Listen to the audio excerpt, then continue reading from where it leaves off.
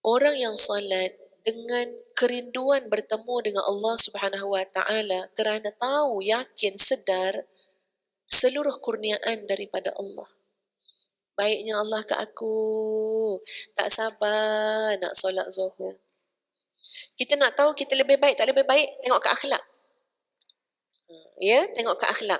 Aku ni berjaya ke tak berjaya ya melepasi ujian-ujian ni apa dalam hidup ni? Tengok akhlak je. Ustazah nak bacakan sikit kata-kata daripada Sufyan Ats-Tsauri rahimahullah menceritakan kisah pertemuan beliau dengan seorang wali Allah yang terkenal iaitu Abul Habib Al-Badawi rahimahullah dengan berkata, "Ya Sufyan, ma ra'ayna khairan qad illa min rabbina."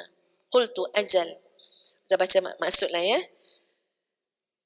Kata Abul Habib Al-Badawi rahimahullah, Sufyan, dia kata pada Sufyan Ats-Tsauri rahimahullah, kita tidak pernah melihat apa jua kebaikan kecuali semua itu adalah kurniaan Allah semata-mata. Benar kan?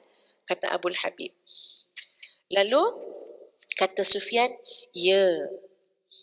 Jadi kenapa kita tidak suka bertemu dengan Allah yang kita tidak pernah melihat apa jua kebaikan kecuali semuanya adalah datang daripada Allah Subhanahu wa taala. Panjang lagi cerita ni tapi saya nak pergi satu-satu. Pertama, bagus tuan-puan kita memahami yang pertama ni apa dia?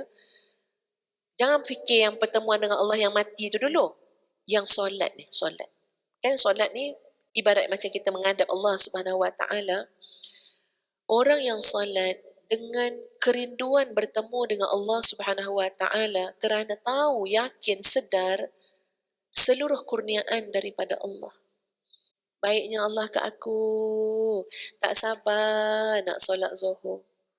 Baiknya Allah ke aku, banyaknya nikmat Allah bagi ke aku.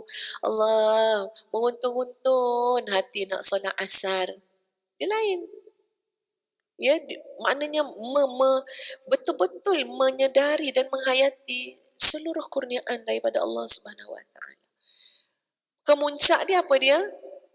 Dilatih dengan solat tadi, kemuncak dia apa dia? Menginginkan pertemuan dengan Allah Subhanahu wa taala. Aku nak jumpa engkau ya Allah. Baik yang amat-amat yang maha baik dengan aku. Aku rindu amat ni dengan engkau ya Allah. Nak jumpa engkau ya Allah. Bertahanlah sikit hidup ni, kok susah senang pun. Kenapa? Dijanjikan pertemuan dengan Allah Subhanahu wa taala. Baik.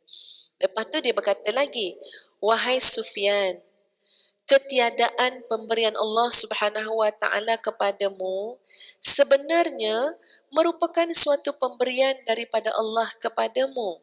Ini kerana dia tidaklah menghalangmu daripada pemberiannya dengan sebab dia bakhil ataupun miskin. Faham tuan-puan? Allah tak bagi sesuatu pada kita, sebenarnya itu hikmah dia besar. Makna hikmah besar tu, benda lain Allah nak bagi. Kenapa? Sebab Allah maha kaya. Allah memiliki segala-galanya. Terlalu mudah bagi Allah Subhanahu wa taala nak bagi apa saja yang kita nak. Tapi Allah tak bagi. Kenapa? Kerana ada yang lain yang Allah nak bagi yang lebih baik daripada yang maha baik. Jadi orang macam ni, faham macam ni kan, memang senang hati dia. Allah nak bagi yang lebih baik. Allah nak ganti yang lebih baik. Yakin. Tetapi dia tidak memberi kepadamu, ya, bila Allah tak bagi apa yang kita nak,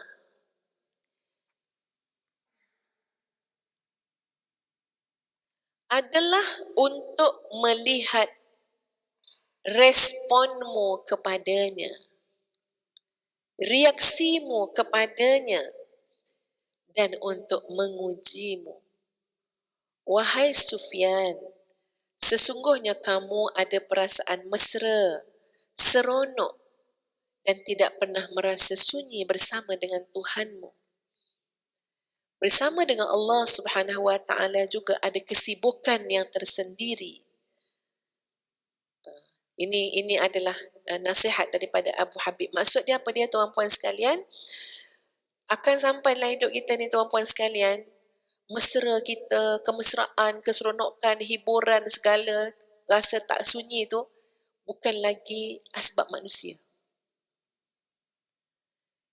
Memang akan, insya-Allah, ya, sampai ni waktu ni kita mula rasa seronok bersunyi-sunyian dengan Allah, rasa macam ada kemesraan hubungan kita dengan Allah Subhanahu Wa Taala, tak rasa sunyi.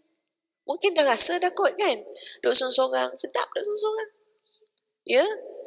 Kita rasa, ya Allah, ini waktu kita boleh pegang tasbih lah, boleh baca Quran, boleh. Tak ada orang kata tak sunyi ke? Tak sunyi. Macam-macam aktiviti buat, macam-macam. Aktiviti tu pula semua kesibukan bersama dengan Allah Subhanahu Wa Taala. Ini adalah nasihat daripada Syekh Abu Habib Al-Badawi rahimahullah. Kata Syekh Zarruq rahimahullah, segala taqallub, at-taqallubat adalah untuk at-ta'rif. Apa makna at-taqallubat? Bolak-balik keadaan hidup kita. Bolak-balik, ya Allah. Kejap okey, kejap tak okey, kejap ke atas, kejap kat bawah, kejap nangis, kejap ketawa, kejap sedih, kejap macam-macam. Apa kata Syekh Zarruq? Segala at-taqallubat, semua tu adalah untuk ta'rif, adalah untuk mengenalkan kita dengan Allah Subhanahu Wa Taala. Jadi carilah hikmah yang sangat besar dalam penerimaan atau penolakan tadi, ya, yang kita faham daripada awal, daripada hikmah 93 lagi. Cari hikmah yang besar apa dia? Bagaimana untuk kita mengenal Allah Subhanahu Wa Taala dan menguatkan ikatan hubungan kita dengan Allah Subhanahu Wa Taala.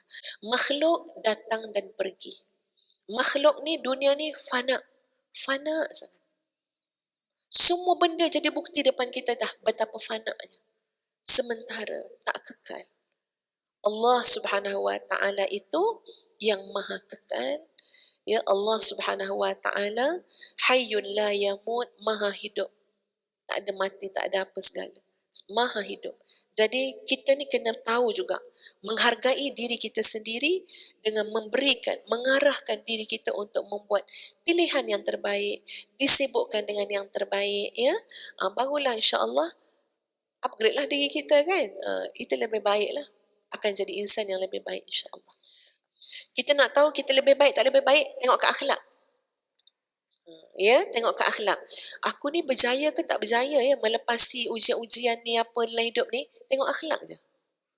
Kalau akhlak kita makin syukur, makin sabar, makin redha, makin tawakal, makin baik, makin halim, makin latif, ya, makin pemaaf, insya-Allah itu penanda aras kita berjaya.